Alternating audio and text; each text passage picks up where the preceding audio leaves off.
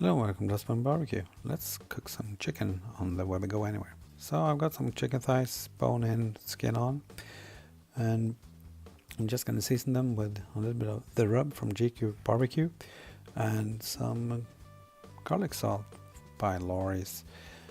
And that's it. I'm leaving them in the fridge for a couple of hours to soak in the taste, and in the meantime, I'm firing up the grill. So I got quite a lot of coals in there because I wanted to go hot and fast, moving them to the side, trying to keep them there. A little bit of foil to catch the drippings, and time to put chicken on.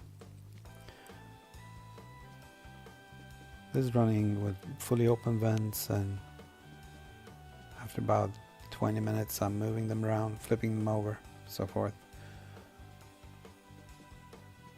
Then another 20 minutes, so 40 minutes tops, and it's done. I put a couple of slices of bacon on there just to keep it a little bit of moist.